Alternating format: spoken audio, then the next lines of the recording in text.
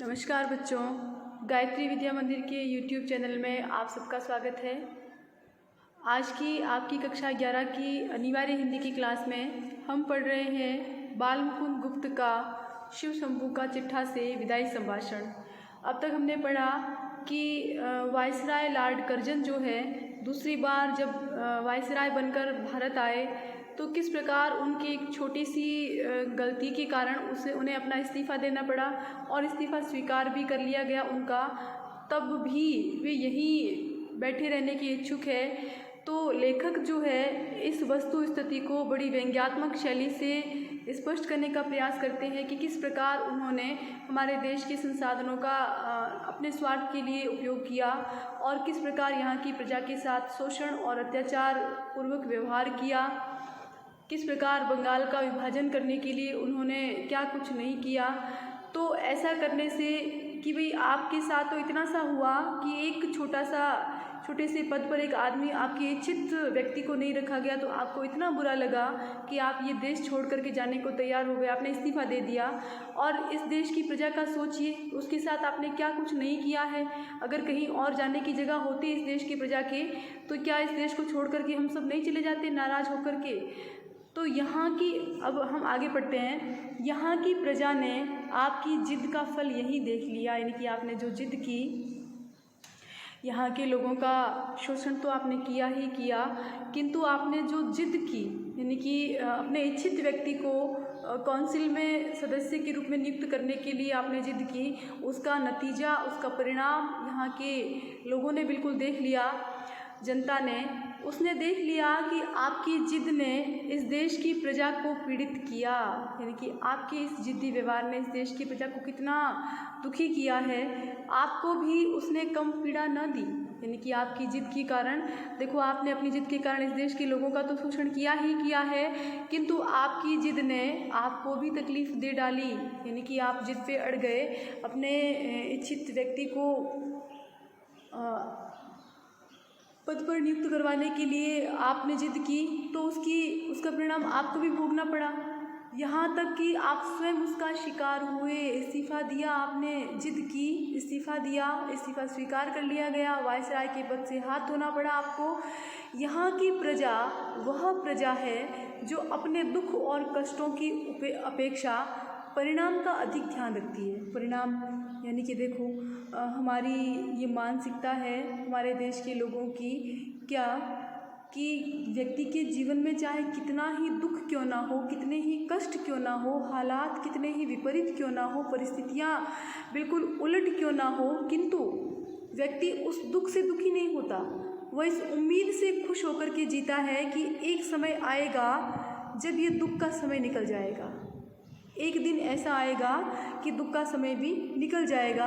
तो यहाँ की प्रजा वह प्रजा है जो अपने दुख और कष्टों की अपेक्षा परिणाम का अधिक ध्यान रखती है, यानी कि परिणाम क्या होगा, हम जो कष्ट भुगत रहे हैं, हम जो परेशानियाँ झेल रहे हैं, हमारा जो शोषण हो रहा है, हम पर जो अत्याचार हो रहे हैं, हमारे साथ जो अन्याय हो रहा है, उस अन्याय का एक दिन अंत आएगा, परिणाम मिलेगा।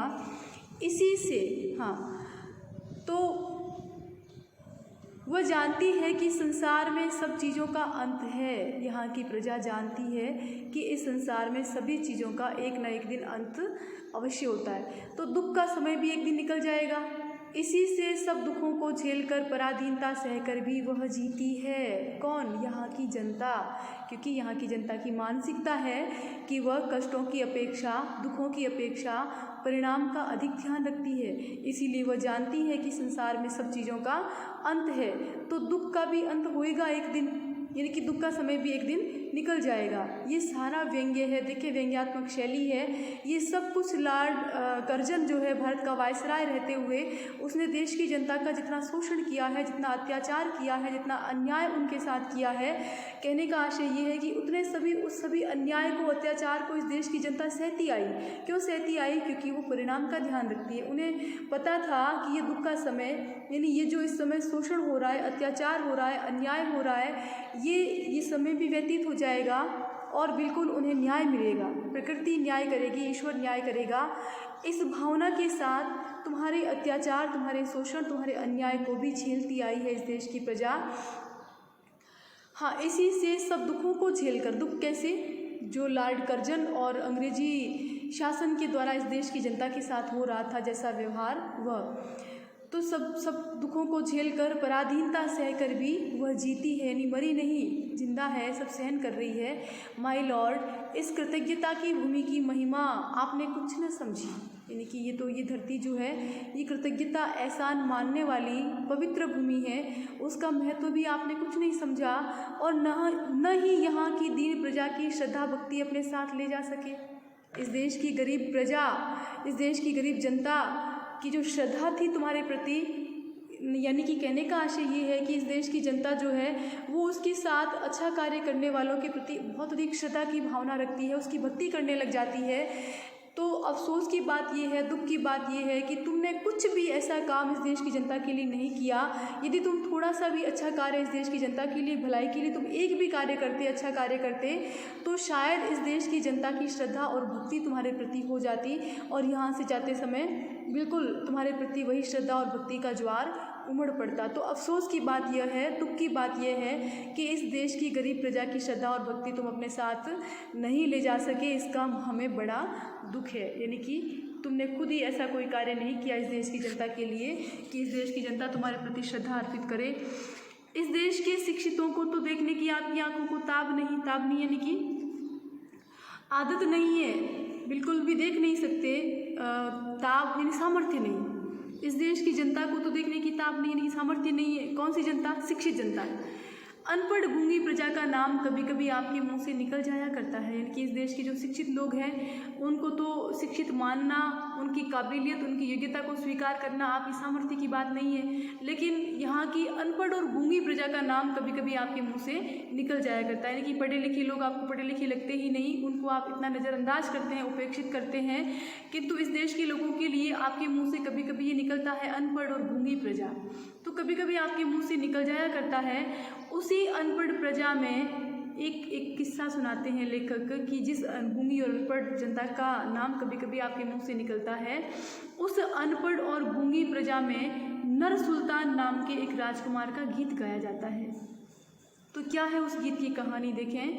एक बार अपनी विपद बोले तो विपत्ति का समय, यानी कि बुरा समय, कहने का आशय ये है, एक बार अपनी विपद के समय के कई साल सुल्तान ने नरवरगढ़ नाम के एक स्थान में काटे थे। नरवरगढ़ नाम की जगह, वहाँ पर उसने अपनी विपत्ति के समय को काटा था उस सुल्तान ने। तो देखो क्या किया उसने, उस समय को वहाँ पर काटा है, तो वहाँ उस जगह के प्रति उसकी कितनी श्रद्धा है, कितना एहसान प्रकट कर रहा है वो जाते समय। देखें कि इस देश की गूंगी प्रजा का जिक्र जो तुम करते हो, वह गूंगी प्रजा एक गीत गाती है, और उस गीत में एक सुल्तान जो है, बिल्कुल उसका जिक्र होता है। अपनी विपत्ति के समय को उसने नरवरगढ़ नामक स्थान में काटा था। वहाँ क्या किया उसने, चौकीदारी से लेकर उसे एक ऊंचे पद तक काम करना पड़ा था, यानी कि जैसा भी काम उसने किया वहाँ, जिस दिन घोड़े पर सवार होकर वह उस नगर से विदा हुआ, नगर द्वार से बाहर आकर उस नगर को जिस रीति से उसने अभिवादन किया था वह सुनिए। यानी कि वहाँ रहते हुए उसे हर प्रकार का काम करने का अवसर मिला, उसने हर काम को बड़ी वफादारी, बड़ी ईमानदारी के साथ किया। किंतु जब उसकी विपत्ति का समय व्यतीत हुआ, समय पूरा हुआ, तब जब वो वहाँ से विदा हो रहा था, तो वो किस प्रकार से विदा होता है, देखो उसका व्यवहार, देखो वहाँ के प्रति किस प्रकार का नज़रिया है उसका, कितना सम्मान प्रकट करता है, कितना एहसान वह प्रकट करता है। देखें, नगर द्वार से बाहर आकर उस नगर को जिस रीति से उसने अभिवादन किया था, नगर के मुख्य द्वार से बाहर आया, बाहर आकर के उसने उस नगर के द्वार को किस प्रकार से अभिवादन किया है वह सुनिए। उसने आंखों में आंसू भरकर कहा, प्यारे नरवरगढ़ मेरा प्रणाम ले, आज मैं तुझसे जुदा होता हूँ, तू मेरा अन्नदाता है, अपनी विपद के दिन मैंने तुझ में काटे हैं, तेरे ऋण का बदला मैं गरीब सिपाही नहीं दे सकता। भाई नरवरगढ़, यदि मैंने जानबूझकर एक दिन भी अपनी सेवा में चूक की हो, यहाँ की प्रजा की शुभ चिंता न की हो, यहाँ की स्त्रियों को माता और बहन की दृष्टि से न देखा हो, तो मेरा प्रणाम न ले, नहीं तो प्रसन्न होकर एक बार मेरा प्रणाम ले और मुझे जाने की आज्ञा दे। तो देखो, जिस देश की अनपढ़ और गूंगी प्रजा का तुम जिक्र करते हो, उसी गूंगी प्रजा का एक आदर्श गीत है, जिसमें सुल्तान नामक जो राजकुमार, सुल्तान जो है, उसने नरवरगढ़ में अपना बुरा समय व्यतीत किया, तो कितना एहसान उस समय उस स्थान के प्रति वो प्रकट कर रहा है। देखो कि यदि यहाँ रहते हुए मैंने कुछ गलत सोचा है, यानी कि शुभ चिंता, यानी कहने का आशय कि जब तक वो वहाँ रहा, वहाँ की स्त्रियों को माता बहन समझा, वहाँ की प्रजा की शुभ चिंता करता रहा, वहाँ पर जो भी काम उसे मिला बिल्कुल चूक उसमें काम में बिल्कुल भी नहीं आई, तो ऐसा कहता है वह, माई लॉर्ड, जिस प्रजा में ऐसे राजकुमार का गीत गाया जाता है, उसके देश से क्या आप भी चलते समय कुछ संभाषण करेंगे, यानी कि कोई संभाषण करेंगे, यानी कि कोई संदेश देंगे जाते जाते विदाई के समय, क्या आप कह सकेंगे। देखो कितना व्यंग्य है यहाँ, क्या, क्योंकि जो किया है वही लेखक कह रहे हैं, क्या आप कह सकेंगे, क्योंकि सुल्तान ने जो कहा जो किया वही उसने बोला जाते समय, तो यहाँ पर लॉर्ड कर्जन ने जो किया है इस देश के लिए वही बोलेगा, ऐसा लेखक कहते हैं, उम्मीद करते हैं ऐसे कि क्या आप कह सकेंगे, अभागे भारत, मैंने तुझसे सब प्रकार का लाभ उठाया और तेरी बदौलत वह शान देखी जो इस जीवन में असंभव है, यानी कि मैं जितना उठा सकता था लाभ मैंने उठाया, और भारत में आकर के ही मैंने ऐसी शान देखी, ऐसा सम्मान पाया जितना मेरे जीवन में संभव ही नहीं था। तूने मेरा कुछ नहीं बिगाड़ा, यानी कि भारत में रहते हुए मुझे किसी प्रकार का नुकसान नहीं हुआ, कष्ट नहीं हुआ, पर मैंने तेरे बिगाड़ने में कुछ कमी न की, यानी कि लेकिन मैंने भारत की दुर्दशा करने में किसी प्रकार कोई कमी नहीं रखी मैंने।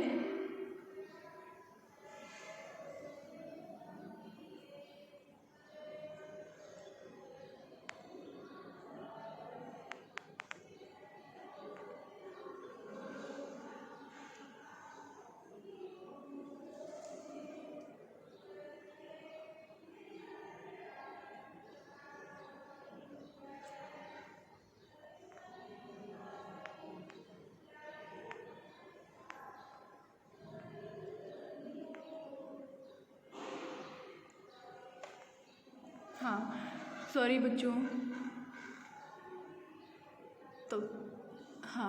तो देखो क्या कहते हैं, लेखक कहते हैं कि यहाँ रहते समय आपने क्या किया, यानी कि भारत की दुर्दशा करने में कोई कमी नहीं की। संसार के सबसे पुराने देश कौन, भारत, जब तक मेरे हाथ में शक्ति थी तेरी भलाई की इच्छा मेरे जी में नहीं थी, यानी कि जब तक मेरे हाथों में था तब तक तो इस देश की भलाई मेरे मन में ही नहीं थी। अब कुछ शक्ति नहीं है जो तेरे लिए कुछ कर सकूं, यानी कि अब तो मैं अपने पद से भी इस्तीफा दे चुका हूँ, अब तो मेरे हाथ में कुछ भी नहीं है तेरे लिए कुछ कर सकूं मैं, पर आशीर्वाद करता हूँ कि तू फिर उठे मतलब मैंने गिराने में कोई कमी नहीं रखी, मैंने इसका शोषण करने में कोई कमी नहीं रखी, छीना ही छीना है, दिया कुछ भी नहीं है, लेकिन कम से कम इतना आशीर्वाद तो करता हूँ कि तू फिर उठे और अपने प्राचीन गौरव और यश को फिर से लाभ करे, मेरे बाद आने वाले तेरे गौरव को समझे। देखो कितनी व्यंग्यात्मक शैली है, कितना व्यंग्य है इसमें। देखें कि लॉर्ड कर्जन की तरफ से लेखक ये बोल रहे हैं कि तुम ऐसा कह सकते हो, तुम ऐसा कह सकते हो कि तुमने इस देश की दुर्दशा करने में कोई कमी नहीं रखी, यानी कि उसने जैसा किया है बिल्कुल वैसा ही लेखक ने व्यंग्यात्मक तरीके से समझाने का प्रयास किया है कि तुमने यही कुछ किया है यहाँ रहते हो, जब तक तुम्हारे हाथों में पद था, शक्ति थी, तब तक तुमने इसका सब कुछ बिगाड़ा ही बिगाड़ा है, छीना ही छीना है, अनिष्ट ही अनिष्ट किया है, और अब जब तुम्हारे हाथों में वो ताकत नहीं रही है, तुम अपने पद से इस्तीफा दे चुके हो, तो कम से कम इतना तो तुम कह ही सकते हो कि मैं आशीर्वाद करता हूँ, आशीर्वाद देता हूँ हे देश भारत कि तू फिर से उठी और अपने प्राचीन गौरव और यश को फिर से लाभ करे। जो तुम्हारा प्राचीन गौरव था, जो यश था, जो हमने उसको नष्ट करने का प्रयास किया और काफ़ी हद तक सफल भी हुए, तो तू अपने प्राचीन गौरव और यश को फिर से लाभ करे, यानी कि फिर से प्राप्त करे, और मेरे बाद आने वाले, यानी कि मैंने तो तुम्हारे गौरव को नहीं समझा, लेकिन मेरे बाद में आने वाले तुम्हारे गौरव को समझे।